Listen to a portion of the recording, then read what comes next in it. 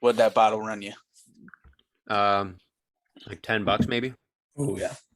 Okay, Yeah. so we're in the $10 range so far. Yep. I mean, Aldi wines. I mean, they have some that are more expensive, but like so far, I've bought a bunch of like wines. I think I talked about this a little bit. Like they're like $10 and under, and they've all been good. So Nice. or serviceable, anyways. Does Aldi sell wine in PA? No, not PA. Yeah, it's like New York, right? It's totally separate. Grocery stores can sell wine and beer, but they have to have. It's got to be a cafe.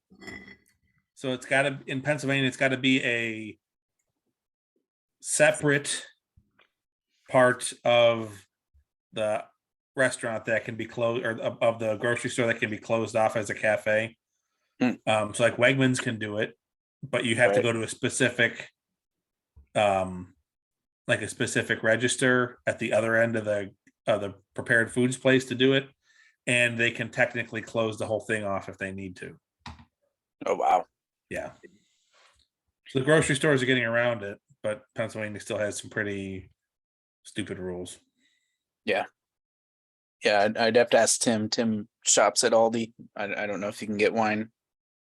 You can get wine at regular grocery stores, but Yeah, I mean, in New York, like you can get beer at Aldi, like, yeah. Right, like you can at. I remember you could at Wegmans and stuff too. yeah. Now, what's weird is like when you go to somewhere like Illinois, and it's just you see like handle of vodka, like right on the shelf next to your wine, next to, like In the New York grocery or store? Illinois. Yeah, Illinois. You see vodka at like a CVS in Illinois. Those got to be fun nights. Oh yeah. and then don't get confused in Ohio, because Ohio grocery stores can sell it, but it's half proof. It's capped at like 40%. Oh, Or really? 40 proof, so it's like 20%. Yeah, so they'll have like Kamchatka brand half proof, or like you'll get some like half proof well, not half proof, lower proof Bailey stuff like Is that. it like half price? Not quite. It is cheaper, but it's because it's more water in there. Literally, it's Right. how do you cut the proof of water in half, or of vodka in half? Just double the water. Yeah. Cool. Well, boys, I don't know if you remember, but last week we were apparently low energy. Yeah, I was gonna ask if we got like a ton of terrible reviews. Actually, we did not. No? We got people. Devin thought it was hilarious that we couldn't come up with like what he actually said in the text when he called you an idiot. Yeah, which was what? I don't know. He didn't It was- remember either. Oh, it was Great a start text. to week 2. Yeah, can't It even was come a up with it text again. to you, wasn't it? Like, Oh yeah. I guess we Can't- could have looked back. can't Yeah. either of you like look in your fucking phones? Look, we're busy. All right. He Uh-huh. had plans for Mrs. Conley. Her birthday was yesterday. Oh, happy I birthday, see. Sam. Yeah. Yeah. Like I have my excuse that you said I could use all the time last week. I have a toddler and another Yeah, one coming, yeah, you can play that card always. Yeah, that's true. But But I grudgingly, figured- but you can. Yeah. Right. Well, I have a bunch of topics, and I am positive that some of these will get me fired up, and I think some of them will get you guys fired up. So I'm thinking we let it all hang out tonight. Next week, we take the week off. It's Thanksgiving. Well, it's the night before Thanksgiving. Give Yeah. people what they want this week, and let them sweat it out for a couple weeks while they wait for us to come back. Sounds good. I'm down for that. All right. Good thing I got some high test booze for the night. Heart and Soul barrel aged stout. Yeah, and what's in it? It's just bourbon barrel aged stout. Nothing fancy. A regular fucking stout? Yeah. Holy shit. It stands by itself. It stands alone as delicious. Not Yeah, a super sweet Nope. desserty. Doesn't Nope, have it like tastes- marshmallow and coconut and cocoa nibs, I mean, you peanut guys, butter. those are all legitimate questions based on some of like, the Yeah. I've had beers that I swear have like movie theater snack stand floor scrapings put in them because it'd be delicious. Like, but no, this is just a really good barrel aged stout. It tastes like dark roasted chocolate syrup in a beer. It's delicious. And who's this from? It's from it's a collaboration between Voodoo of the Hat and a place I like out in St. Louis called Narrow Gauge. Um, Stumbled into Narrow Gauge a couple years ago, probably 6 or 7 years ago. It's in this. It's like in the basement of this Italian restaurant called Cugino's. And it's really like you blink and you miss it because the sign is tiny, but they make really good hazy IPAs and are getting into the stout game too. So, yeah, but you go to the restaurant to get like the mozzarella stuffed meatballs at Cugino's. But you stay for all the beer there. It's a pretty cool place. This is in St. Louis? St. Louis, yeah. Okay. Yep. Nice. That's cool. Florissant to be exact, but yeah, St. Louis. Missouri. Nice. So yeah, this is tasty as shit. This is good. Matt. I wonder how strong it is. It doesn't say on the bottle. Matt, how often when you have a beer on this podcast is it the first time that you've had the beer? 66% of the time. Okay. Probably 2 out of 3. Yeah. Okay. Every once in a while, I'll go to the old standards, but I like trying new stuff. Yeah. Sweet. Plus, this has got a kick-ass design. I mean, look, you got the skull and the heart on there. Like, I like it. I like the colors. Yeah.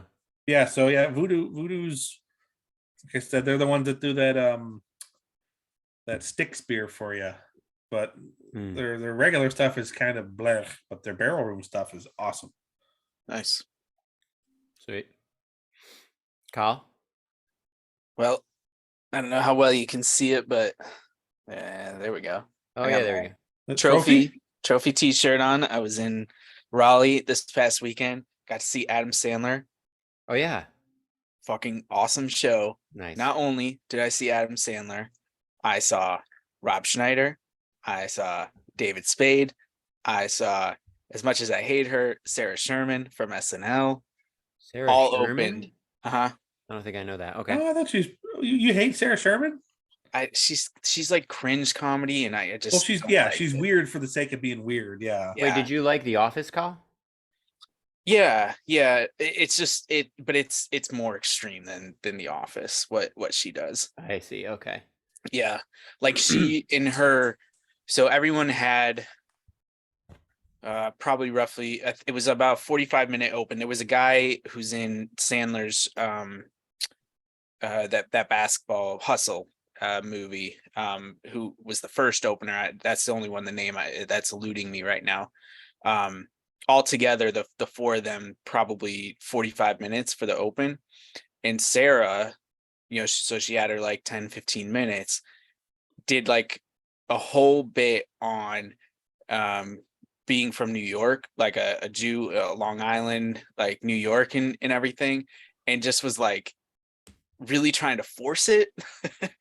And I just like, I don't think she bombed, but I don't think like there was very few claps for her when she went off stage. Yeah. And I mean, it's hard to compare her, even though she's on SNL as a current cast member, to David Spade or Rob Schneider and of course Adam Sandler. But yeah, that was the only part where I was like kind of and then Adam did an awesome tribute to Chris Farley toward the end of the show.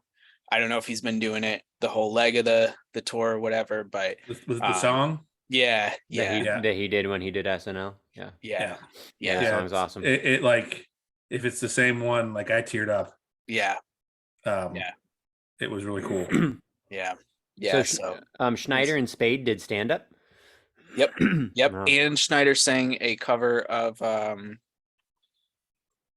what song? It was an Elvis song. I can't remember what song. He was like tremendous. Like really amazing singer.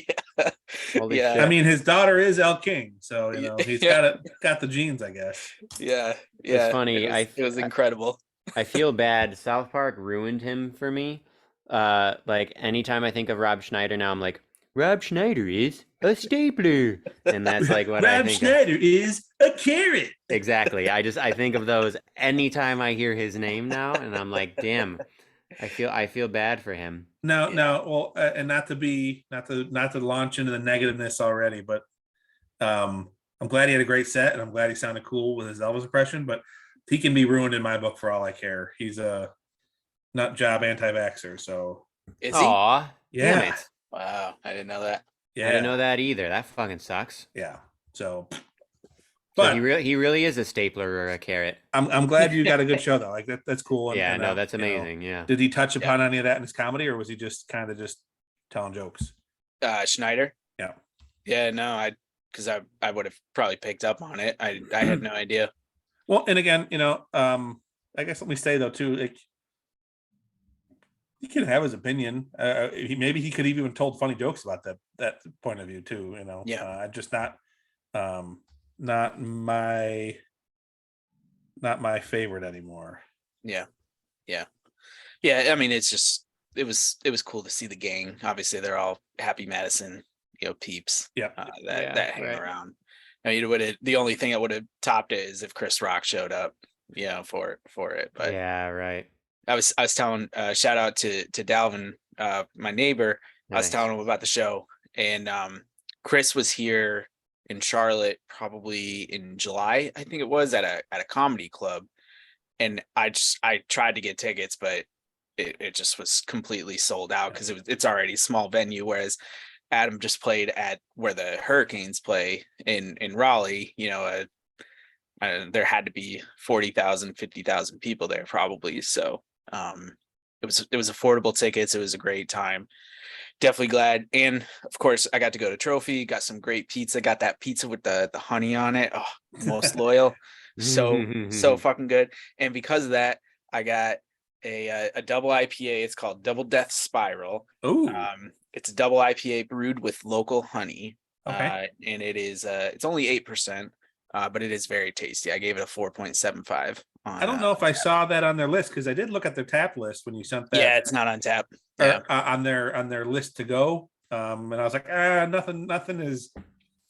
How do I say this? I would have liked to try a lot of the beers. yeah, But nothing warranted the effort for you to buy it, box it, and send it to me. There was nothing that I was like, I want that. So I appreciate the offer. Yeah. But there was nothing that jumped off the page where I went, oh shit, I got to try that. But I was jealous. I do want to get back to Trophy's new location now because the one I went to is like the shoebox where I snuck in. But yeah, good shit. Ethan, what are you drinking? I just have wine. My house is really cold, and when it's really cold, I don't want beer. So Where's your turtleneck? it's in my dresser drawer. I But mean, you did look sharp. You did look sharp. I will say. Well, I'm wearing. Well, I still look sharp. I'm wearing my quarter zip sweater now. My quarter zip collar, purple sweater here. So I look good as shit. Okay, so I'm gonna go back and forth on all these topics. Then some of them are good, some of them are bad. So we'll kind of keep evening it out, I guess. Let's start with a really cool one. Jake McCarthy, who's an outfielder for the Arizona Diamondbacks, played high school baseball at Scranton High in Scranton, Pennsylvania. Shout out to my hometown.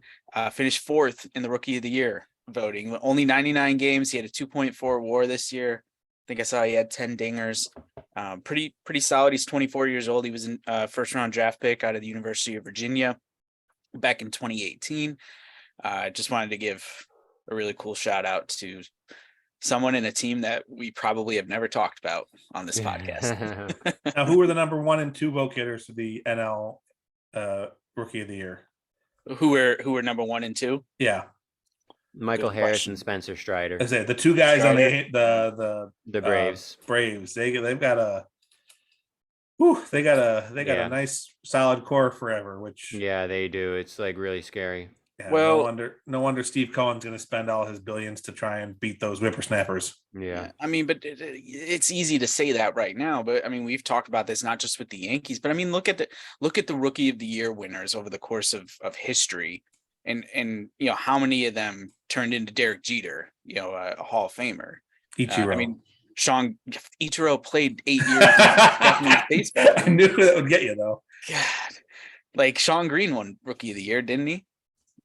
And he had a great career. For the Blue Jays. If He had some he good did. years. All right, maybe he's not a great one, but I'm sure there's a lot of people who Shohei Oh, Ohtani. I mean, Angel Baroa for one. He was rookie of the year in like 2003, and he had like an okay for the career. Rays, right?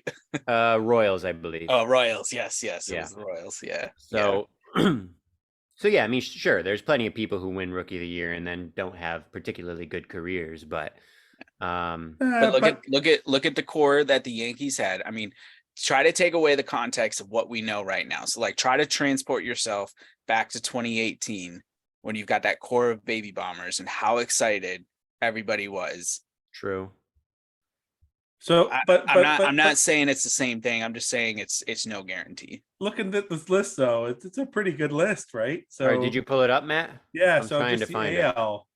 I'm going to start in 2019 because I'm gonna make my case stronger by omitting the recent ones. But Yordan Alvarez, Shohei Ohtani, Aaron Judge, Michael Fulmer, Carlos Correa, Jose Abreu, Will Myers, Judge Mike won rookie of Trout. the year. What? Yeah, Is that- rookie of the year, and he was second for MVP. Yeah. Oh wow, I didn't know he Yeah, won rookie of the year that year. Wow. yeah. I mean that's just the last 8. Yeah. You get a dud here, Jeremy Hellickson, Neftali Feliz, Andrew Bailey. Those are kind of some duds. Then Okay, you but get that's the Evan point. Longoria, Dustin Pedroia, Justin Verlander. Like you get some good names on there. Yeah. Yeah. It's just I just with a young core. I mean, it's obviously there's probably a little bit more to go off of, like when you're evaluating versus like when they're an 18-year-old prospect, but they're still just so young that I don't know. It could go you do either have a way. good point. Like who came in second to Shohei Ohtani in 2018? New York Yankee, third base, left field. Miggy, duh, Yeah, Miggy. right. Like Wow. Yeah. Okay, So- but I Matt, don't think I would have ever gotten there. yeah, God, it took me a minute. Matt, if you had continued though to 2005, Houston Street, Bobby Crosby, Angel Berroa, Eric Hinsky, then we get Ichiro, then Kazuhiro Sasaki, Beltran, okay, Ben Grieve, okay, then Nomar, then Jeter, then Marty Cordova, Bob Hamlin, Tim Salmon, Pat Listach, Chuck Knobloch, Sandy Alomar Jr. So that's back through 1990. So I don't know. I mean, it's I'm not going to say that it's necessarily 50-50, but it's not as strong for the last 30 years as we would maybe hope for. I mean, there's a decent amount of people there who, not to shit on them or anything, like I think they all had okay careers, but a lot of these I don't people think don't end up anyone on doing what that we list think. was like a total bust. Maybe Yeah, Broha was probably the yeah, maybe not. Yeah, not necessarily a total bust, but also there's a big difference between some of these top tier players we're talking about and then some of these other people. like a But Verlander or a Jeter or something. now, yeah, also just interesting when we're looking at this since 1986, that Oakland A's have had 7 rookies of the year. oh, funny, wow, I believe that with the way they turn things over. yeah. And we didn't even look at National League, did we? Or I was only looking at American League. Yeah. But Well, yeah, interesting. Yep, good stuff. Shout out to Jake. Yep. Hopefully, Yeah, that's cool. yeah, hopefully he has a good year.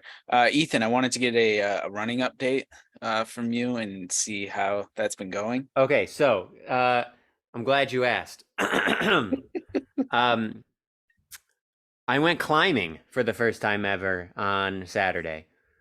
I'm going to evade the running specific question, but I went climbing. I did something physical. So you haven't ran since last Wednesday. I did something physical on But Saturday. you haven't ran. And I went on a walk. Or actually, did we go on a jog? It was raining, so we only jogged for a few minutes when the rain let up, and then otherwise we went on a walk one night. And no, I have not run otherwise. I've been busy, okay? God damn it. Mm-hmm. But hey, I went fucking climbing, all right, and hiking. So there you go. Wow, I'm impressed. Yeah, you should be. I'm impressed with myself. So Okay, well, yeah. I'll ask next week and see, or 2 weeks from now, and we'll see if you've done anything. Yeah, I'm gonna try to. Okay. Yeah. Okay. Hey, you don't baby steps, bud. Yeah, baby steps. That's right. Mm-hmm. All right, back to good news. Okay, hold on, time out. Rookie of the year, I was just looking at National Leaguers. I know we can't stay in the weeds of this all day, but just really quickly, I was looking at National League, and here's a recent one.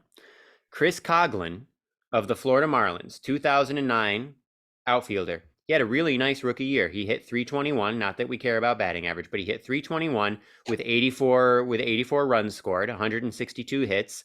That's really solid. Maybe he was just decimated by injuries. I don't know, but I'm looking at his numbers. I'm looking at his career. His career WAR, Baseball Reference WAR, 1.1. Poor guy. So McCarthy's that's already higher than that. yeah, so that's a bit of a bust. And I'm looking, it's really weird. He played 128 games in '09 and he was like really solid. He had an 850 OPS and he like never came close to that again. I wonder what happened. It's weird when that shit happens, I feel like. It's also circumstance. We've talked about this before. Put yourself on a Marlins team that is literally going nowhere, has nobody in the stands every single night. Like it's not motivating. Like I'm sure that plays a part in some of the younger players, their development being stunted. Because then you see like a Didi, right, who was playing with like the Reds and the Diamondbacks before he came to the Yanks, and then like all of a sudden under the bright lights, like he turned into a serviceable player, solid player. For us and everything. And who called that? Me, my dad, probably. Didn't you take credit, Colin, all the time for Didi being like, that trade going to be a winner? I mean, I always knew it was going to be a winner from a defensive. I was trying to throw you a bone there. Sorry, I thought you were trying to take a bone for yourself. No, I did not call that. I did not see that coming. Yeah. Okay. I mean, I thought Didi could like be a decent hitter. He was tremendous a couple of those years for us, and I know his defensive advanced stats aren't all that pretty, but they're better than Jeter was, obviously. Yeah. So yeah, it was a win all around. Okay, one other statistical tidbit. There's an NL team that's had 7 rookies of the year since 1986 in that same time span. Who is it? An NL team? Yeah. Pirates. Nope. Braves. Nope. Dodgers. Including 5 in a row from 92 to 96. Wait, and if really? you go back to 79, they've had 11 rookies of the year since 79. Holy fuck. Okay. Who was the 5 in a row? Eric Karros, Mike Piazza, Raul Mondesi, Hideo Nomo, Todd Hollandsworth. Wow. Hollandsworth was the only non-notable one, really. Yeah, pretty impressive. Dang. So just impressive. And then they had back-to-back Seager and Bellinger in 16-17. Right. Which, by the way, what the fuck happened to Cody Bellinger, and will he ever figure out how to play baseball again? I don't know. That's like an opposite of a DD. Yeah. He got galloitis. Yeah, exactly. Yeah, something happened to that guy. I don't know. Chuck I feel bad for him. Yeah. Yeah. Yips. He had like a legit fucking incredible season in 2019 when he was 23 years old. Yeah. And he has. But you have to remember those balls were juiced. Right. But even without, so he hit 47 homers that year, so that's juiced. But even without those balls being juiced, you figure somebody who's hit 47 that year is probably good for maybe 30, 35 in normal years. 25, 30. Wasn't there some stat though that he did pretty poorly in the home run derby, or am I thinking someone else? Like, I thought a lot of his home runs were like high arcing pop flies that weren't really high exit velo. They were just launch angle products from a juiced ball, kind of like what Glaber was. Yeah, or is, still. Yeah. Well, anyways. Yeah. Okay, well, Colin, back to good news. You said good news. Yeah. Sorry, yeah. Good news. So a couple weeks ago, or maybe last week, we were talking about the toxicity of the New York Yankees and how nobody wants to play for them. Well, folks, I hope that can all be put to rest when you read the quotes from one Anthony Rizzo, who I fucking love, did not take a call with any other team in Major League Baseball and said, "I love being a Yankee," and he's back. I like that. Yeah, that's pretty cool. And it's essentially a carbon copy of his deal. They added a couple extra million in a buyout, so good for him. Yeah, no, it's very cool. I wish he got an opt-out though again, just so he can retain some. Like, he doesn't have the opt-out after 1 year, correct? I don't think so. I think that it's just the buyout, the $6 million buyout. After so it's an option, a $15 million option or a $6 million buyout. So he'll get. Yep. The AAV is what going to be like 20, I think, 20 a year. Yeah. So good for him in terms of guaranteed money, right? Yeah. Yep. So he's getting at least 46 guaranteed, at least, if not more. But I think it's 40 total. 40 total. Yeah, well, I was included. counting the $6 million. Yeah, with the $6 million, it's 40 guaranteed. Oh, okay. Yeah, he's making 17 a Got year it. because it That's was why it's the this 20. year he Got it. made 16. So they essentially just said, here's $1 million extra dollars. And sleeper candidate there for a bounce back season with the shift rules going into place. You may see another 15 or 20 points on his batting average, which I know you guys don't care about, but batting average still factors into OPS because batting average contributes to on base percentage. So his OPS should go up too. So shut the hell up. I would be very happy I'm bringing the heat. if that happened. I would be Bringing the heat. thrilled. There we go. An unintended fired up Matt Root. Right. Rizzo. All right. Let's go back to something negative. I guess I probably just don't need to even explain it to you guys, but just for the listeners again, Buck Showalter annoys me to like the deepest parts of my body. And he won Manager of the Year, which is already a stupid award, but he won Manager of the Year in a season where his team blew a 10.5 game lead in their division. And Robbie Thompson was also in that division and took over, for Girardi and got the Phillies to the playoffs. Like, I know they don't count what happens in the playoffs, and the Phillies went to the World Series, but like, how does Buck Showalter win that award? Yeah, it makes what was Buck's payroll, right? Like, right. Yeah. Oh like yeah, Aaron Boone finished really fourth. He got like you have 1 second. Scherzer. Yeah. It's fucking stupid. What do you do? Let's just leave Scherzer in. Great, genius. Manager of the Year. Now, wait, positive though. Positive spin. The AL winner was Tito Francona, and as much as I hate him as a Red Sox manager, he's a freaking awesome dude. And with a guy who had literally like bread crust to make his roster out of in Cleveland, he made it to the. I mean, now again, the AL Central is garbage, but he won the division again with a payroll lower than the Rays. Yep. And took the Yanks to 5 games and really series. amazing. Yeah, and if you consider that half of that bread crust is going to Jose Ramirez, then that's even more impressive. So good for him. Yep. I mean, I just awesome. Like, it was my dream when I was in Cleveland to bump into him while he was riding around downtown on his scooter. Yes, that's true. He had like a Vespa and he rode around downtown on his scooter. And I had friends who confirmed bumping into him down there. And he just sounds like a lovely person. Really, just a lovely person. Yeah. Anyway. Yep. Love it. Well, let's stick with the positive theme. Both the Packers and the Giants, for potentially the first time all season, won on Sunday. And as of today, because the Eagles lost on Monday night, the New York Football Giants are 1 game out of not just first place in the NFC East, but the number 1 seed in the NFC. God, that's fucking ridiculous. Also, you missed, Colin. I set you up for a chance to dunk on me, and you totally missed it.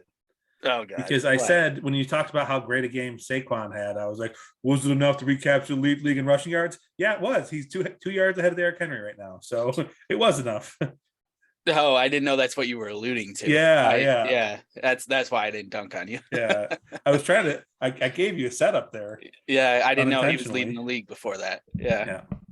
Yeah, I think Barkley's on pace for well over 2,000 all-purpose yards and about 1,500 rushing yards right now. And this is not surprisingly not bashing Saquon. He's not going to win he's not going to win MVP though, I don't think. But it is. He'd have to really go off. Yeah, it is still a great season though. So yeah, it's tremendous. Daniel Jones is. He's good enough. Yeah, good enough. And I don't know. I mean, they played the Texans this past week and they're garbage, but they're winning when they should win, and they're winning some games that nobody gave them a chance. So, well, I think the headline I read today was like, it was talking about the Vikings, but it also mentioned the Giants about like, okay, it's finally time to start considering these teams like legitimate contenders now. Like, yeah, that Vikings game was nuts. I don't know if either one of you saw it. No, but I watched the highlights because I needed to see that Jefferson catch, and holy shit. Yeah, between the Jefferson catch and then they stuff. So the Vikings were in Buffalo playing the Bills. The Bills stuffed the Vikings with about 25 seconds left, I think. at the 1 yard line, at the half yard line or whatever.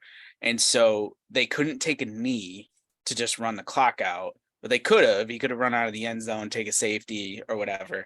But instead the Bills tried to do a QB sneak with Allen. Of course, he's like Aaron Huge. Judge at quarterback. Yeah.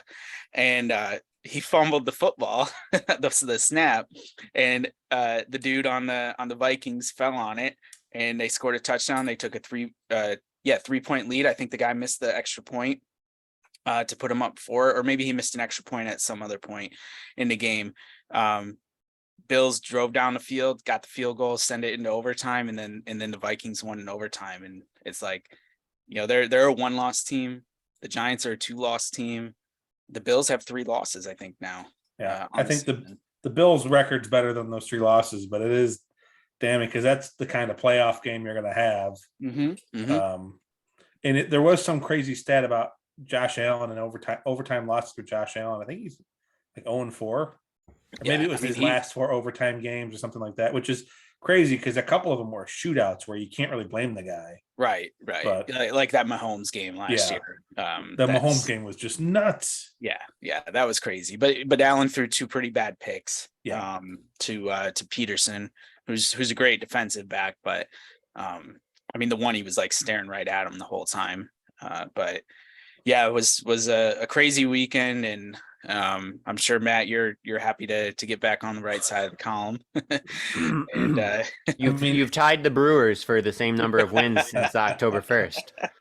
I don't even. I'm in just a like go US in the World Cup. That's where I'm at right now with sports. Like, I can't even latch on to Syracuse basketball. They just got wowed by Colgate for the 2nd year in a row. So yeah, what the fuck? Yeah, so I can't even get excited about that. Like, is it lacrosse season yet? Go Syracuse lacrosse, because do we want to do some Boeheim slander at some point? I mean, it doesn't have to be slander. It's just a matter of like, come on, dude. Like, Colgate. Well, this is what's his face now, right? Who's the coach now?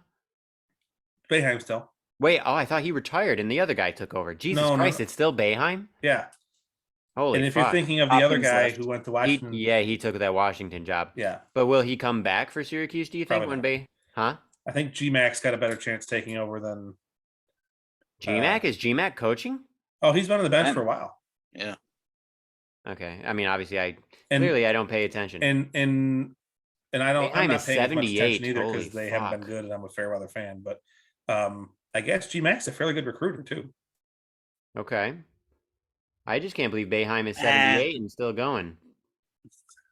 I don't know. I mean, I never understood this, Colin. You are so into Scranton pride in like every way, but you hate GMAC. I know. You should have fucking worshipped him. I do. I love Jerry. I saw Jerry play in high school. I was all over the GMAC train before anyone in Syracuse knew who he was. All right. I don't remember. I remember in high school, I thought you talked shit about him then too, no? I mean, of course I'm going to talk shit about him. He's playing on Syracuse. Okay. Yeah, that's just part of the deal, but did he get an offer from Penn State? Probably not. So shame on them. Yeah. I mean, they until fairly recently, I don't think they ever tried as a program. At least they're trying now.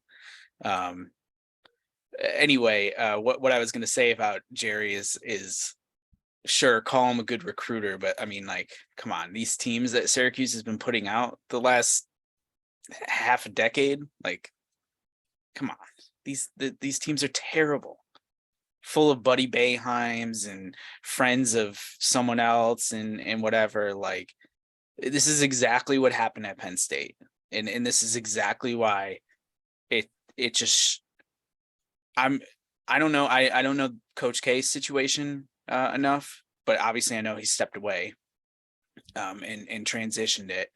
But when you just start getting all of your buddies and your friends involved and everything, like, you're just headed for mediocrity. It's just how it is. I mean, I'm not sure as much as if it's buddies and friends as it is the transfer portal isn't friendly. Boeheim's getting old. The zone isn't seen as an NBA system, and Syracuse doesn't have the financial clout to compete with a Duke or a Kansas. As much as I love Adam Weitzman for dumping NIL money into the stuff, they still can't compete for it. Like when the fact that Jimmy Fallon is courtside is the biggest news of the game, you got a problem. I mean, Tom I don't Brady came to disagree one with game that. too, right? Like didn't Tom Brady come to a game? Ooh, Yeah, I don't cool. disagree with that, but I also I don't think it's right that they're just like, okay, well, this is the best that we can do. I am sure that there are better options out there. I am just 100% positive on that.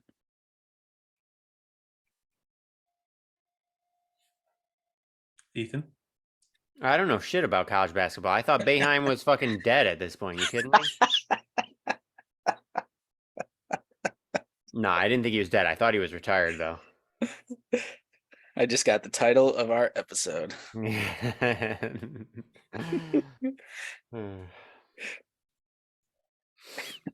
Good stuff. All right. Speaking of Syracuse sports, I think my prediction's coming true. Syracuse Yeah. is going to lose every game for the remainder of the year and Holy limp shit, into a bowl. you were on that. Damn. Yeah. It's look sounding terrible. again, lots of injuries, but it sounds pretty ugly. But how did they play? They played Clemson so close, so well, right? Like, did they just like use the rest of their fucking mojo on that game, and now they're just like toast? Like, what the fuck? Yeah. I mean, those games are letdowns for sure. When you have a 2-touchdown lead and you don't score the rest of the game, and I think Schrader's been hurt too. Which one is Schrader? QB. Quarterback. He's the QB. Okay. Yeah. I mean, they obviously lack depth. I mean, Matt, you talked about it. They've had some pretty significant injuries overall. And they don't have the best freshman quarterback in the country to come off the bench and save them. And their strategy is give the ball to Schrader and let him figure it out. So despite having a low-level Heisman contender at running back, that just Garrett figure it out. Yeah. I wonder, Matt, if they actually do lose out, like I wonder if that's the nail in the coffin for Dino. Like, it might be, even with his start to the year, it might be. Yeah. I mean, you can't have it. They should beat Boston College. Yeah. But every other game on the schedule is a toss-up right now. Yeah. And like it's the same thing you were talking about with basketball. Like obviously their resources aren't, great overall and whatever, but they're still a pretty big Division I, football school. Like this isn't even, I mean, it's not Greg Robinson, but it's not great, what these past 3 seasons have been like, or 4 seasons since 2018. It's been pretty bad. All right. I will give both of you opportunities to speak on this too. But as you probably already know, criminal and local terrorist Donald Trump announced that he is running for president again in 2024. And I don't say that as a joke, not just the fact that he made the announcement, but that I think he's a terrorist, because if what he did in any other country had happened and we were looking at it through the lens of Americans, like the almighty Americans, we would look at him as a terrorist. Yep. Point blank, full stop.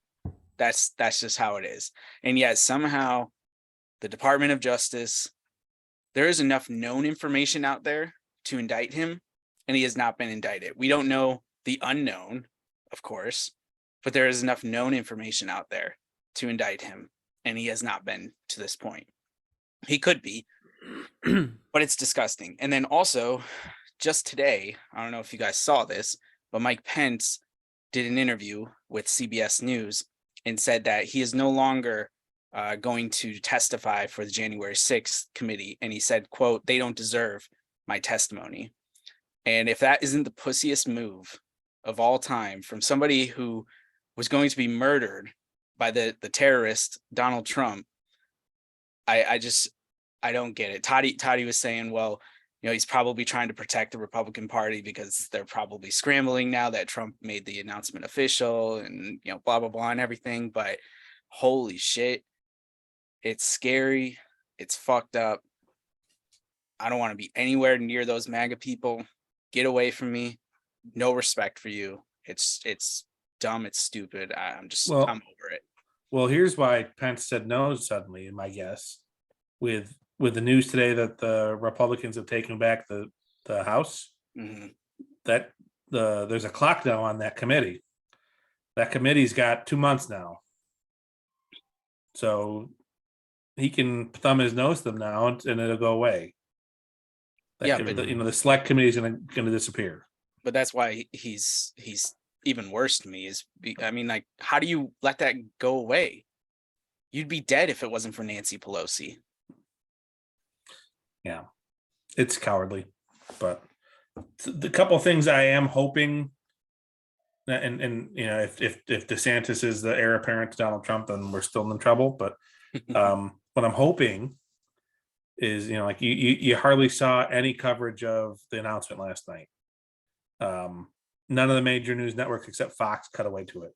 I think Everyone CNN else cut away to it too. CNN did okay, but most everyone decided their regularly scheduled programming was fine. So hopefully that's a sign of things to come. The other thing, his new slogan's even more ridiculous. Make America great and glorious again, aka Magaga. Oh my god. Yeah, I and can't you heard him believe- crowd testing some pretty scary authoritarian rhetoric last night, straight out of the playbook of Xi Jinping and Rodrigo Duterte.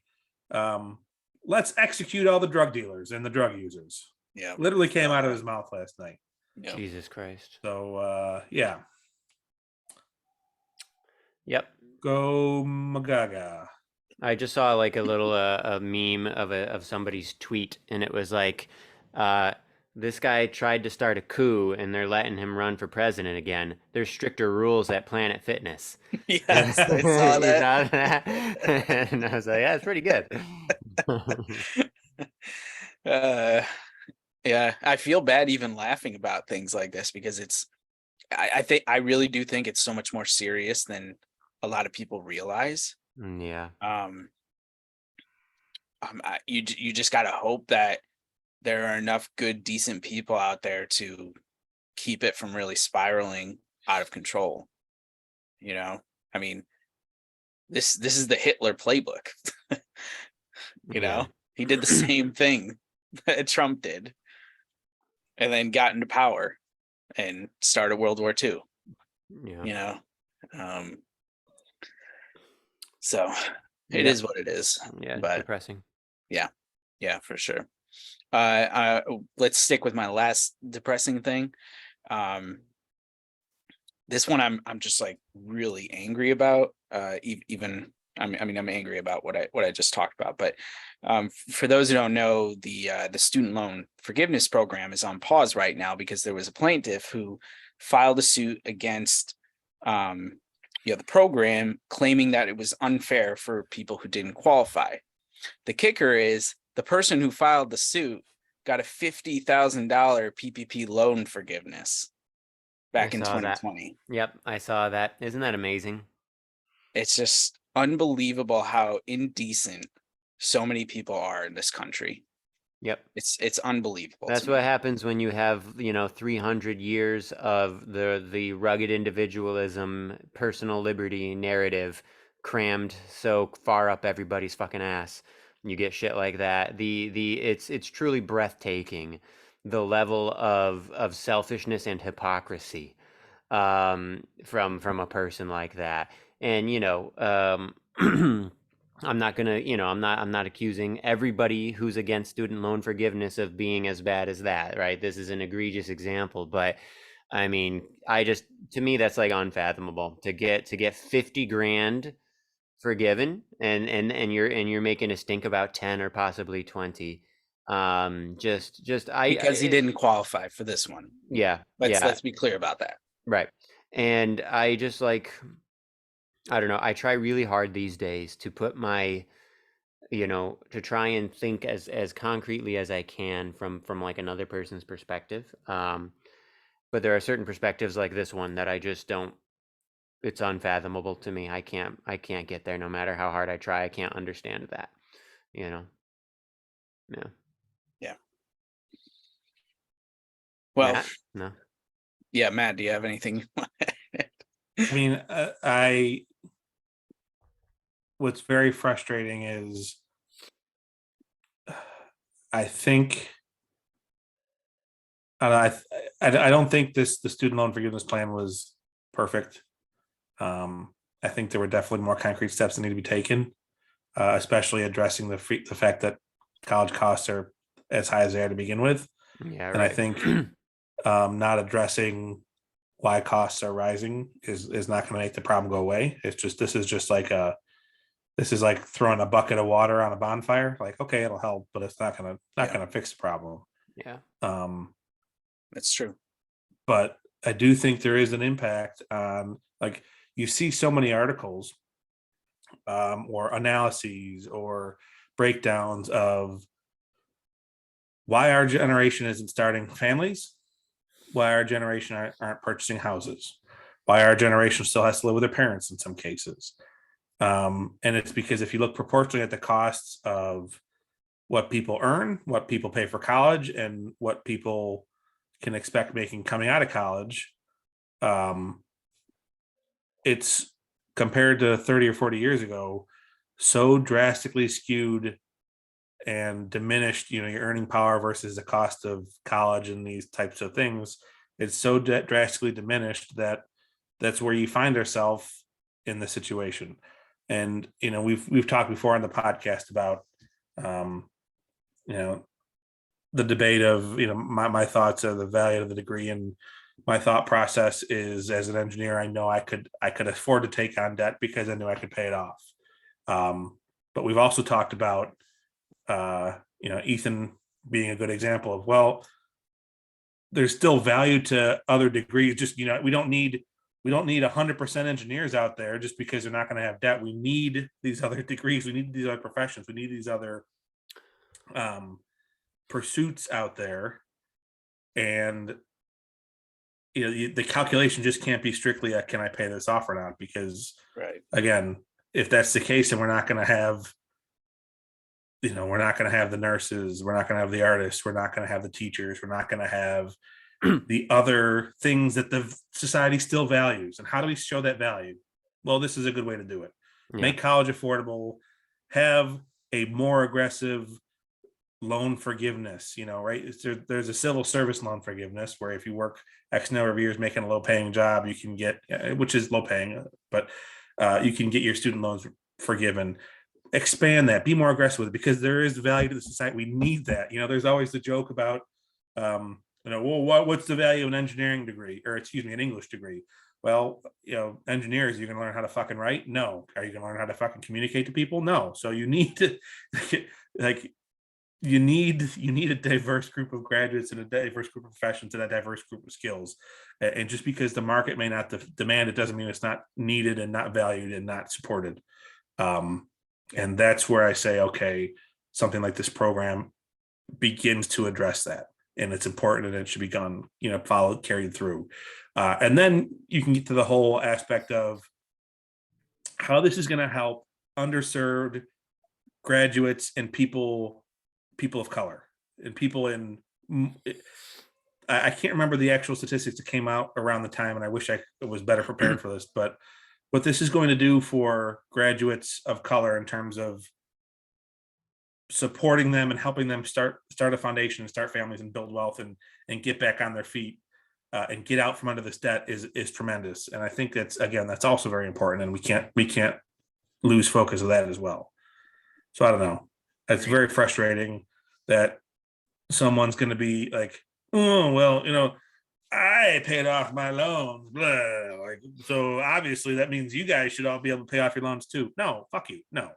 And then you add on the fact that this asshole got $50,000 of free government money, and he's still making us think about it. And he could go suck a bag of chili pepper coated spiked dicks for all I care. So, Oh, I like that. I want to So add. well said, Matt. Yeah, I came very up well with that said. off the top of my head, by the way. I thought that was a good one. That was very good. I like that a lot. Cousin Greg, when the kids will listen to this, I'm sorry.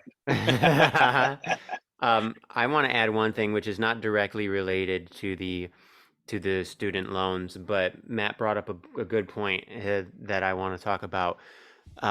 which is this whole idea of certain fields being more worthwhile and certain degrees being more valuable. Now, I have made many jokes in my life about my own degrees and how they're useless and blah, blah, blah, blah, blah. Okay.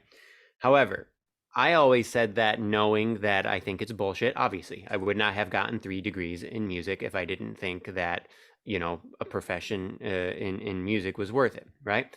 However, there are many, many, many, many people, I would wager a sizable majority, who do truly subscribe to this notion. And it's a very capitalistic notion, right? Based on earning power, about like the value of this degree versus that degree, right? And generally speaking, it's going to be like STEM stuff is valuable and the humanities are not.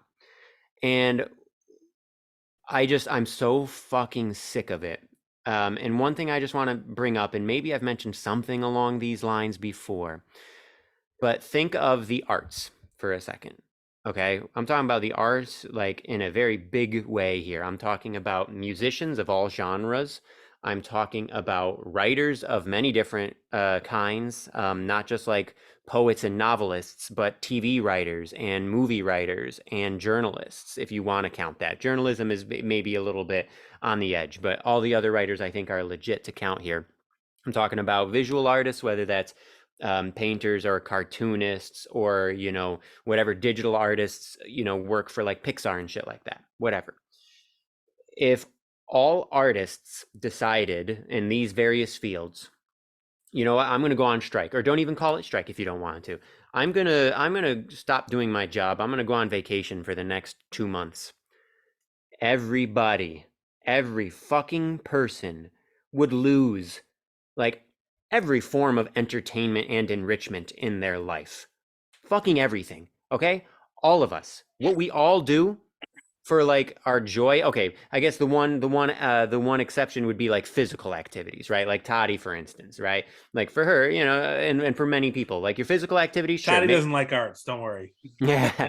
So physical activities, sure, are maybe not going to be impacted. And so I'm not saying that everyone's all sources of joy would disappear. I'm not saying that, but I'm saying that like a fuck ton of sources of joy would disappear, and every single person's life would be immeasurably more empty and just shitty and boring and lame without artists of all kinds. And I'm not even talking about my own field. I'm not talking about classical music. That's a niche world. I'm not talking about that. I'm talking about music in general. Okay? Because I'm talking about the guy who came out of a state school with a sound engineering degree who's working on Taylor Swift's album. Yes, exactly. Who's one of the 10 mixers on the team, making that sound perfect. You know? Exactly. And that's exactly what I'm talking about. People like that, not necessarily a Taylor Swift, right? Because that's an exception, right? I'm not talking about these mega pop stars, right? That's still an artist. That's still someone who's got Of course it is. Yeah, no, absolutely. Like, fucking great. Right. Oh no, of course. I just don't want, I could imagine some person being like, "Oh, Taylor Swift would never go on strike, or Taylor Swift is doing just fine, blah blah blah blah blah." She is, because she uses dynamic pricing on Ticketmaster. Yeah, right. Sore subject probably for some of our listeners. I know, probably. Yeah. But like, I'm just so sick of this notion, right? That these degrees and these fields are lesser because the average pay is less than in the STEM fields. Like if me and all people like me decided to not do what we do for whatever reason, everyone's life would suck 100 times more, 100 times more. And it makes me so furious, so fucking furious. I'm probably preaching to the choir. I doubt that like our listeners really need to be reminded of this notion, but maybe some of them do. I think there's a lot of implicit biases, right? I think a lot of people just have these assumptions because we're brought up in this society. But hopefully, if you were one of these people, hopefully you will reflect on your bias and be like, yeah, you know what? That's bullshit. Like a person who goes and gets an English degree and ends up as like a TV writer, that's really fucking important. And that kind of stuff has brought a lot of joy to my life or whatever. Well, and beyond that, right? So I've got friends who have an English degree who are working for the Amazon.com for engineers. It's called McMaster.com. I've got a friend who's got a philosophy degree who's working for Westinghouse, helping with nuclear reactor parts management. I've got a friend with a political science degree working for one of the largest freight brokers in the country, making sure like trucks move around the country. So yeah, it's not even limited to Yeah. the arts, right? Like so Right. if you look at a This degree type of is just person. a lens for critical thinking and perseverance and achieving a higher, like, you can't just pigeonhole based on that degree name, right? Yeah. So Ethan, you didn't think you're going to be teaching and doing what you're doing now, like when you were getting your, but you're an educator, right? Like, Yeah. and that's fucking important. Yeah.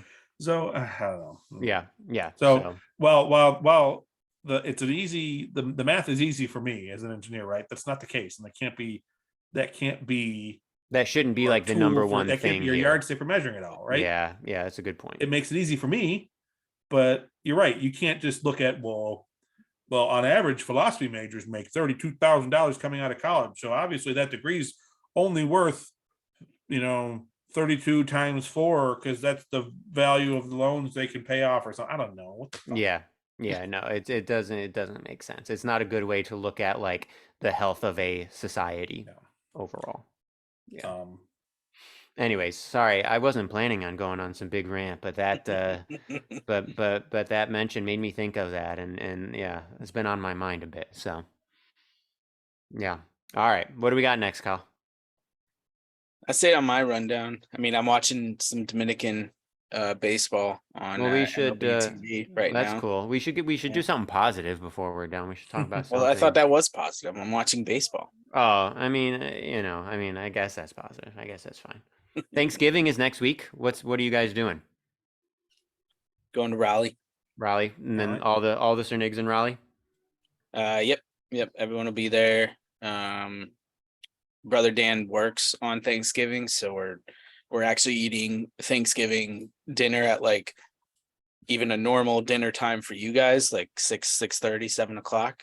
Oh, You know how like a lot of times on Thanksgiving you'll eat at like 3 o'clock or something like that or whatever. So the Giants play at 4:30 on oh, against the Cowgirls. maybe I'll watch I guess that. I Okay. shouldn't say that these days. It's probably insensitive. Right. Cowboys. Yeah. On Hey, speaking of on them, the Mike McCarthy's actions finally helped contributed to a Packers win. So yeah. should have kicked the field goal, How Mike. about Should have kicked that? the field goal. Too good. Yeah, so that'll be fun. That's what we got coming up next week. Nice. Yep. Matthew. I'm hosting for the second year in a row. So we've got That's the right. family coming down. I've got the brother and sister-in-law and the significant other coming over.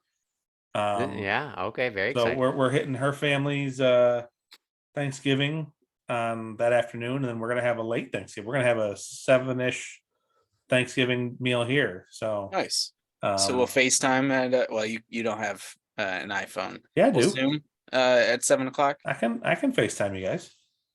How? My work phone. Oh, right. That's right. Okay.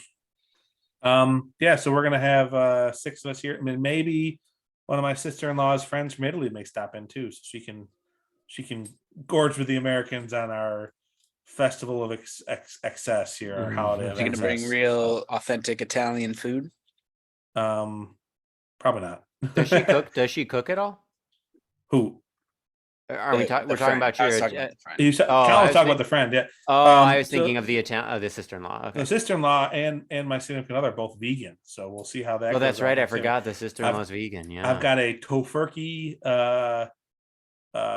holiday roast, celebration roast.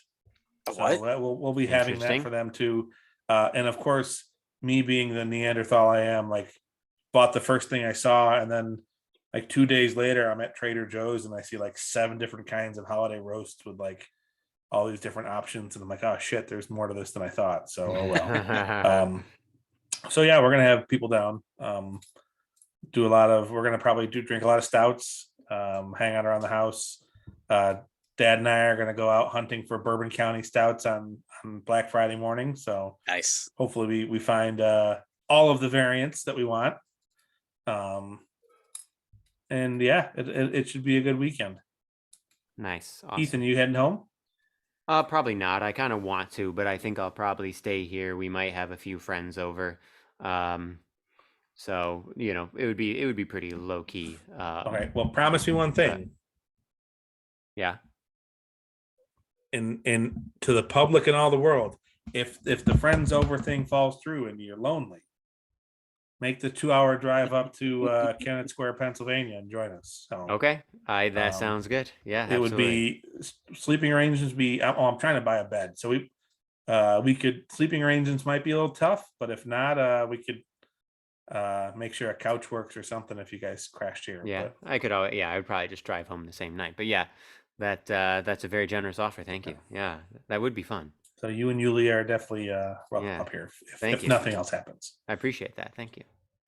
Uh, Nice. mom and Papa Root will most likely be making their mint chocolate chip cookies, so you I can get some hot figured. out of the oven. Yeah. Oh God, that's They're really gonna make them tempting. at your house. Yeah, well, because I'm the one that found the mint chocolate Oh, substitute. right. So Yeah, you were saying that. I went to 4 different stores last year to track it down, but I got it.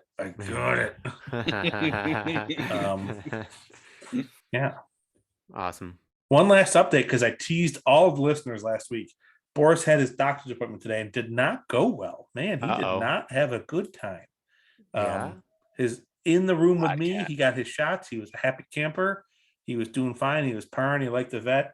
They took him in the back room to take a blood draw, and I heard him make sounds that I didn't think a cat could make. So Oof, poor he guy. got loose. He got upset. They didn't get all the blood they needed. I guess he scratched one of the technicians pretty bad, and he was running around bleeding all over the place. So Jeez. Don't they have like tranquilizers to like calm them down? we're going back next Wednesday. He's going to be tranked up. Yeah. Yep. So Oh man, that's yeah. rough. Poor podcat. So I brought him back this morning, and then before I went into work, hung out with him for a little bit. He proceeded to puke a bunch around the house, so I got to go clean that up. Oh so. man, poor guy. Well, he puked Poor a bunch thing. because he reverted back to kitten mode and started like chomping his food without eating it.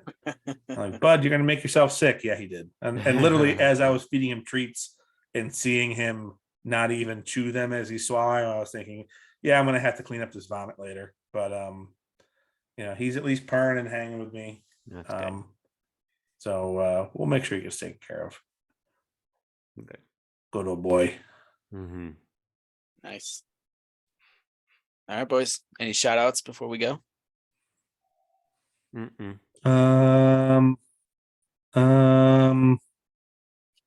I don't know. I can't think of anything right now. Okay. We are number 11. Very Lame. good.